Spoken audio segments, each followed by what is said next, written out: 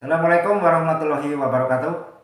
Para sahabat sekalian, kali ini saya kembali akan mereview salah satu keris pusaka koleksi pribadi saya.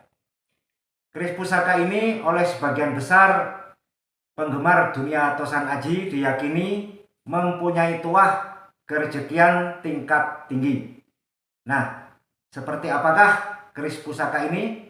Nah, yang jelas ini adalah keris pusaka asli sepuh keris pusaka ini.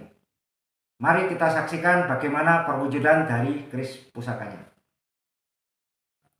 Para sahabatku sekalian, para pecinta dunia Tosan Aji dan benda pusaka, pada kesempatan kali ini saya kembali akan mereview sebilah keris pusaka. Tapi terlebih dahulu marilah kita menyaksikan keindahan dari warangkanya. Nah, para sahabatku sekalian, di sini ada keris pusaka dengan menggunakan warangka Gayaman Yogyakarta. Nah, ini yang namanya warangka Gayaman Yogyakarta. Untuk bagian dadernya, ini adalah ukiran motif Putri Tinurung. Untuk bagian dadernya adalah bermotif Putri Tinurung.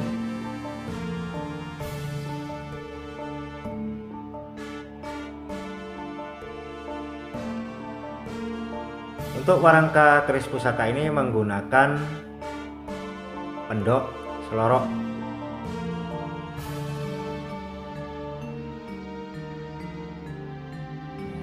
Kita lihat menggunakan pendok yang dinamakan pendok selorok.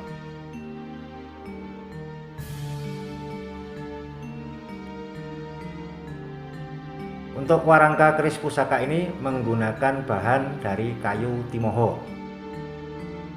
Jadi bahannya ini adalah menggunakan kayu timoho. Warangka Gayaman Yogyakarta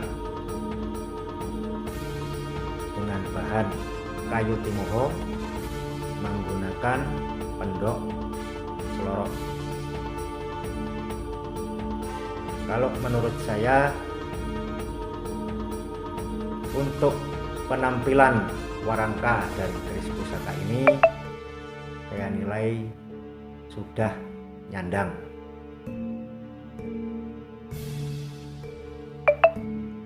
Untuk penampilan warangkanya. Sekarang mari kita melihat bagaimana perwujudan dari keris pusakanya.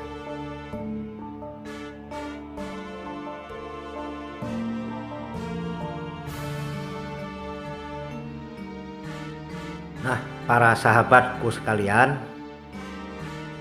inilah perwujudan dari bilah keris pusakanya. Ini adalah keris pusaka yang berdapur panji penganten. Nah, ini adalah keris pusaka yang berdapur panji penganten dengan pamor udan mas tiban.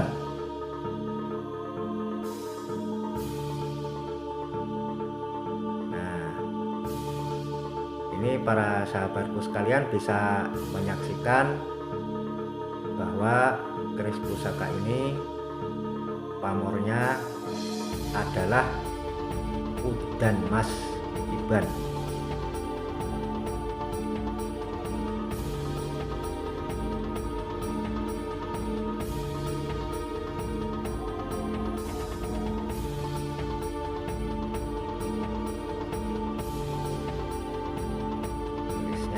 Panji penganten,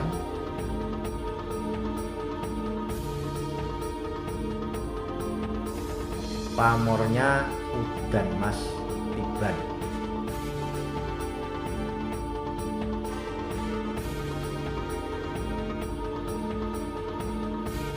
kita melihat untuk pamornya sangat jelas. Ini bisa dikatakan untuk keris pusaka ini pamornya terlihat beling untuk pamornya.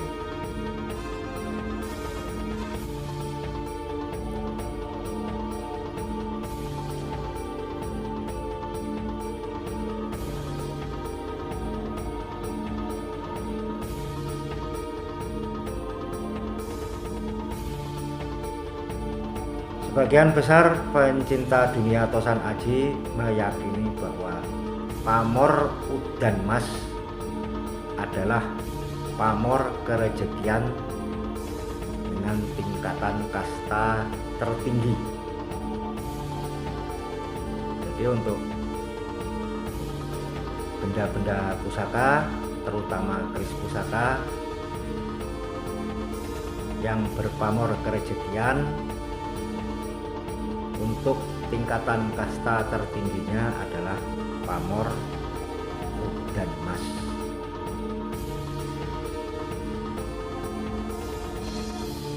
Sedangkan pamor udan mas sendiri ada dua macam. Yang pertama yaitu pamor udan mas tiban, seperti keris pusaka ini. Nah, ini adalah pamornya yang dinamakan udan mas tiban. Kemudian ada juga yang berpamor udan mas rekan. Sama-sama pamor udan mas, tetapi perbedaannya adalah kalau udan mas tiban, kemunculan pamor udan masnya tanpa direka atau ditata dulu oleh sang empu pada saat pembuatan keris pusaka. Jadi muncul dengan tidak disengaja, atau kemunculannya secara tiba-tiba setelah jadinya keris pusaka ini. Ini yang dinamakan pamor udan mas tiban. Sedangkan untuk pamor udan mas rekan, pembuatannya melalui rekaan atau penataan terlebih dahulu oleh sang empu. Itu kalau udan mas yang rekan.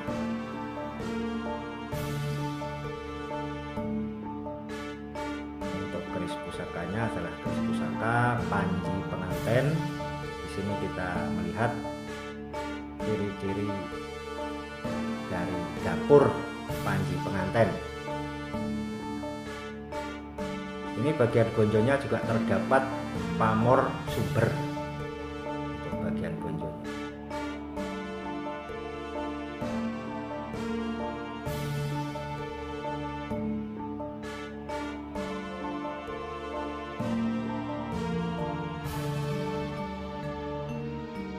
Dari sini terlihatnya sangat indah ini, ganteng ini keris ini kalau kita perhatikan.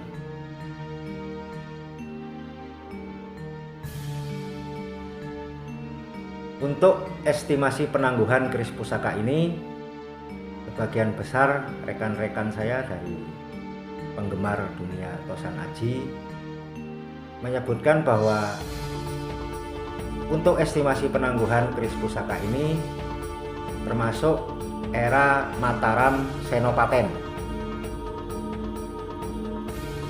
Di sini kita melihat dari garapnya, dari seloroknya, pamornya. Ini adalah ciri-ciri dari keris pusaka yang termasuk dalam era Tangguh Mataram Senopaten. Jadi terlihat ganteng ini keris ini.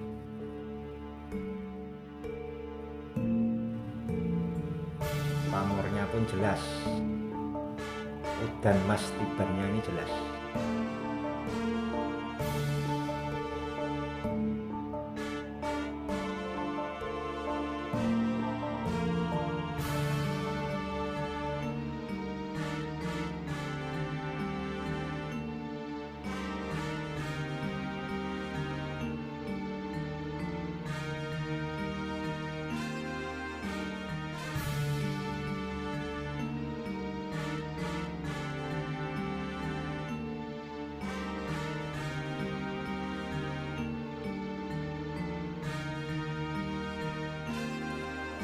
Baik para sahabatku sekalian, para penggemar dunia Tosan Aji dan benda pusaka, saya kira cukup untuk review singkat saya kali ini tentang keris pusaka berdapur Panji Penganten dengan pamor Udan Mas Iban.